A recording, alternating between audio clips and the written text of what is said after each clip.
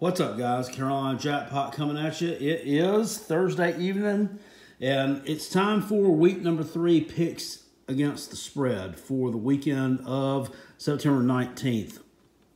I abbreviated the slate this week to 10 games. I'm going to do it in 2 parts. We're going to do 5 games tonight. We're going to do 5 tomorrow night. And I did the ones that interest me the most and the ones that I think that I can see a clear edge on one side or the other. 19 games or whatever it was I did last week, 17 I think. It was just too many last week to try to duplicate it again this week, even though we do have that many actually on the docket. I've been busier at work than a one-arm wallpaper hanger. Just so much stuff coming at me. But I wanted to get these in for you tonight, so I apologize. They're up a little bit later than I would like them to be up. But I'm going to jump right into these. We have Boston College, the Eagles, going on the road to Duke. Duke is a 5.5-point favorite at home against Boston College. 6 points favorite in some places. If you shop around on that. Of course, Duke is off a loss at Notre Dame last week, lost 27-13. This is Boston College's first game. It's the debut of Jeff Hafley as the head coach. He's a former defensive coordinator at Ohio State. That was the most recent position that he held in the college football world. Last week, Duke stalled twice in the red zone at Notre Dame. Chase Bryce, in his debut with the Blue Devils, went 20 of 37 for 259 yards. He also had 1 touchdown run. It played really well. Played really well at Notre Dame. They just didn't quite have enough, couldn't punch it in when they got close. And they also gave up 175 yards on the ground to Notre Dame. Now that could be a little bit problematic against a Boston College team that returns David Bailey. He's taken over as the top running back. He's a big bruiser. Of course, we all know about A.J. Dillon, was there for several years. Always, well over 1,000 yards. I think he had like 1,500 last year, tops in the Atlantic Coast Conference. I do believe, I bet there with Travis Etienne, they're probably both neck and neck on that one. So he's taking over as the top running back, and he's going to be running behind 4 starters on that offensive line that return. It's probably the best offensive line in the ACC. They don't really have, a whole lot of skill talent other than at the running back position. In quarterbacks, Phil Jurevich or Dennis Grosel, one of these guys is going to start. Grosel is the one with some experience with Boston College. Last year, he completed about 48% of his passes, 9 touchdowns and 3 interceptions. So not great numbers there, although they don't like to air it out a lot. Boston College, instilling some new systems on offense and on defense, and they do have the benefit of 5 spring practices. Returning 9 starters on their defense, and head coach Hafley was a defensive coordinator. So that's an advantage to Boston College, in my opinion. You've got 2 days of rain in Durham, North Carolina that are going to precede this game. Kind of like what we're getting here in my neck of the woods in South Carolina. To me, that sets up very nicely, for a game that'll be slowed down a little bit. And that kind of sets up nicely for Boston College. And part of me wants to take Boston College. The part of me wants to take Duke because they have a game under their belt.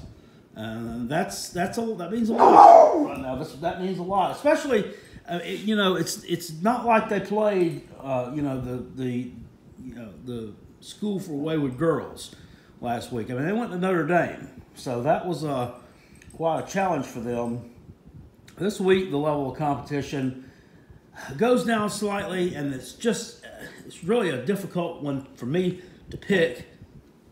I honestly wouldn't touch it with a 10-foot pole, but since we touch things with 10-foot poles here on this channel, I'm going to take Boston College to cover the spread. I'm going to go out on a limb there with that one. Call me crazy, but I think that they could get the job done on the road at Duke. Now, Duke, we talk about moral victories. I think they kind of got a moral victory last week at Notre Dame, and sometimes you can have a letdown from moral victories just like you can from the real ones. Syracuse, the Orange, on the road at Pittsburgh. Pittsburgh is laying 21.5 at home against the Syracuse Orange. Now, we saw last week Pitt threw for about 300 yards, 150 rushing yards, but the competition was Austin Peay. It was a 55-0 win. I don't really know how we really got a good look at them there. Syracuse, they lost 31-6 on the road at UNC, but they intercepted Sam Howell, the UNC quarterback, twice, and they only trailed 10-6 at the end of the third quarter. Now, I know a game is 4 quarters, and they kind of got punched in the mouth in the fourth quarter. But if they can clean that up just a little bit, I mean, they put some pressure on Sam Howell, forced him into some mistakes, and if they can do that with Sam Howell, there's no reason why they can't do it with a Kenny Pickett, because this guy's not as talented as Sam Howell. Sorry, it's just not. Last year, Pitt won this game 27-20. They sacked Syracuse 9 times. Now, they are missing the best player off that defense from last year, and his name escapes me. He opted out earlier in the summer. So that's not going to be a factor, but they're still really good along that defensive front. Last week, Syracuse quarterback Tommy DeVito, he got sacked 7 times by UNC. So Syracuse is going to have to clean that area of their business up. They're just going to have to, or it's going to be a really, really long day. But this series, just looking at it situationally, this series has been crazy. These two play every year, Syracuse from the Atlantic, Pitt from the Coastal, and the past 5 years, the margins have been 3, 15, 3, 7, and 7. 7-point average per game. You've seen when Syracuse had a really good team a couple years ago, Pitt came into their place and knocked them off. Syracuse had a horrible team some years back, and Pitt was decent, and they went to Heinz Field and knocked them off. So you never know what you're going to get here in this series. Dino Babers said that his offense is going to take a couple of games to get cohesive. I believe that. It might take longer than that. I don't think that they can score enough here to win this game against Pittsburgh, but I think that they can muddy it up enough defensively against an offense that really they're not that good. They're just not that good. They're not the North Carolina team that Syracuse faced last week. Talking about them playing in big games. Last year, Pitt, as you know, upset UCF. They broke that long winning streak that UCF had, right? Scored on a play they called the Pittsburgh Special or something like Pitt Special, something like that. Won the game. The next week, they go out and lose, or they don't lose. They fail to cover the spread, only winning 17-14 over FCS Delaware, where they were like a plus 30-point favorite. And last week, we saw them come out of the gate really strong. I mean, how long has it been since you've seen Pitt blow an opponent out like that, 55-0? Could they have another semi-letdown here? Could they be overlooking Syracuse a little bit? I don't think that Pitt is good enough to be overlooking a Syracuse. I think they win the game. I don't think they cover this large number. Give me the Qs, and I'm going to need every one of those 21.5 points, but I'm taking Syracuse in this situation. Sorry I don't have a good pen here to make my picks more bold. Third game of the evening. Tulsa on the road at Oak State. Oklahoma State is laying 22.5 in Stillwater against the Golden Hurricanes. Last year, Oklahoma State won this matchup 41-20. They did cover the spread there. Tulsa is a team that was 4-8 last year. But looking at them, they're returning 9 players on offense, according to quarterback Zach Smith, but only 4 return on defense. Oklahoma State's returning 10 on defense, and it should be much, much improved. And people don't talk about the Oklahoma State defense. You can talk about Chuba Hubbard. You can talk about that quarterback they got all day long. But nobody talks about Oak State on defense. This is probably the best defense that Mike Gundy has had since he has been at Oklahoma State. Last year, they rushed for 337 yards against Tulsa. And, this is a team, once again, only 4 starters returning off that defense. Just a really underrated unit. I don't think that that Tulsa will be able to keep up with Oklahoma State in this one. 22.5 points. And when you're talking about offenses that are explosive, we know this offense is explosive, and that defense, I think, will be able to keep Tulsa at bay. It's a good offense, but just not going to match up very well here. I like Oklahoma State in this game to cover that 22.5 points. You say it's a lot of points, but when you're scoring like Oklahoma State is capable of scoring, it's really not that much. Houston on the road at Baylor. Baylor is laying 4 at home in Waco against the Cougars, 4.5 in some places. This line's been 7.5. This is their first meeting since 1995. These two are old Southwest Conference rivals. Last year, Baylor finished up 11-3, and Houston finished up 4-8 on the season. Houston had some close losses there. Baylor, in their 11-3 record, 2 of those losses were to Oklahoma. Once at home, I believe it was at home, and it was at home, and another one in the Big 12 championship game.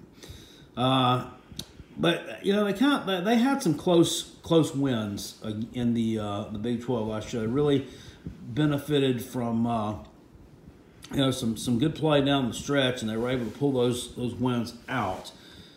Houston is one of the most experienced teams in the country. They returned 19 starters. Last year, it seemed like this team was really an injured team. And they had a lot of bad luck misfortune last year. De'Aaron King, started quarterback, after 4 games, he said, "I'll see you later," transfers out. Some really rough stuff there. But they turned out quarterback Clayton Tune took over for him, tossed 11 touchdown passes, also tossed 9 interceptions. So that's going to have to be cleaned up. They are returning almost 2,000 receiving yards between just a whole bevy of receivers. And we know Dana Holgorsen can coach. If you go and look at Phil Steele's magazine, he has Houston ranked, I think, about number 10 on his most improved teams for 2020 list. Baylor, on the other side there, they lost 9 starters off that defense. And they're one of the least experienced teams in the country. They had 0 spring practices. And they have a new head coach in Dave Aranda. It's his first time as a head coach. And he's a defensive guy. So, they may be okay defensively, but when you lost 9 starters, I mean, where the heck do you begin with that? I mean, that's a lot of guys to lose off of a unit. If this experienced defense with Houston can slow down Baylor passing game, they still got Charlie Brewer back there who's dangerous. I can see Houston covering this game. I think that experience factor is going to mean a lot. I mean, this is both teams' first game, so you may see some sloppiness early on, some getting your legs under you a little bit. I like Houston in this game, I really do. And if I wanted to sprinkle a little bit on the money line there, I would take them to win that game outright and upset Baylor, although I really don't think it's that big of an upset. Baylor and LSU are two teams that are really just replacing a lot. Now, I think LSU may be okay because top to bottom, the roster is better than Baylor's. But I think the Bears here have a little bit of trouble with the Houston Cougars. Last one for tonight. The last game for tonight we're going to talk about is South Florida at Notre Dame. Notre Dame is laying 26 points at home against the Bulls, a team that these guys have hooked up on the field one time in the past, and South Florida actually won at Notre Dame, upset them in the season opener back in 2011.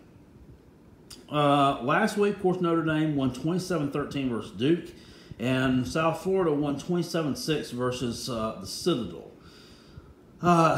South Florida forced 3 turnovers last week. They also caught like some kind of crazy return. They blocked a punt in the end zone. The kid returned it for a touchdown, like for basically 0 yards. So if you take that away, we only beat the Citadel 20-6 because those special teams points, they count. But when we're trying to break down offenses versus defenses and that type of stuff, they don't. You think Notre Dame may overlook this game? I mean, they got the ACC slate starting to kick up in high gear. Next week they go to Wake Forest. I don't know. I don't think they do. I mean, they may just a little bit, but this South Florida squad is they really just don't have a lot of talent over there. Now I think that with Jeff Scott, the former Clemson co-offensive coordinator, calling the shots there. Now, they'll be okay. I think that they're going to get better, but I don't think it's going to be this year.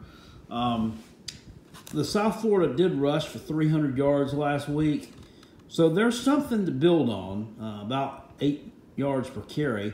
But Notre Dame only allowed 75 yards rushing, and that was to Duke. Jeff Scott, we were talking about just now. Jeff Scott has beaten Brian Kelly twice as co-offensive coordinator at Clemson. Once in the regular season in 2015 with Clemson, they won by a couple of points in a game that was just kind of a big washout.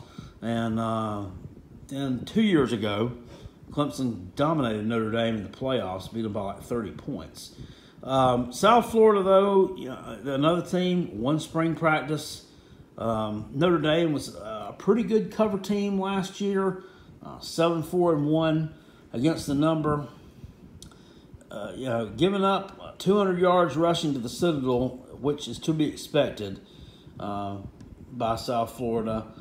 This is a much tougher test this week. I don't think that South Florida is going to be able to score enough points to keep up. I think Notre Dame kind of. I think they kind of disappointed last week a little bit. That was kind of a wet fart performance. If you know what I mean by that, it was just blah. Not a great performance. I think they'll come out this week and hit on all cylinders against a much less tough opponent in South Florida. And 26, that's not a lot at home. I think they cover this number and win the game fairly easily, probably by about 5 touchdowns or so. So those are my picks against the spread, part 1 for week number 3, guys. Tune in tomorrow night. We will change this one out right here, Charlotte and UNC. I know you're looking at that one and say, well, they're not going to play. So what are you going to do? We'll change that out. I will find another game to do in place of this one. I just announced today that one's scratched, postponed, probably most likely be canceled. I doubt that they'll be made up, but I don't know. They may. Said Charlotte's offensive line has got a bout of the COVID, so you don't want to bring that COVID to Chapel Hill. You got enough of that. So there's that. All right, guys, I hope you enjoyed this video. If you did, please hit it with a thumbs up. Share the video if you are so inclined. That way we can get some more growth to the Carolina Jackpot YouTube channel. I'm looking forward to a great college football season. We're almost up to 8,000 subscribers here. I know that's not a lot of subs when you're looking at some of the bigger YouTube channels, but for me, it's great. And it'll be another milestone in my illustrious YouTube career. But anyway, guys, I appreciate you watching. Thank you so much. I'll see y'all later. Peace. I'm out of here.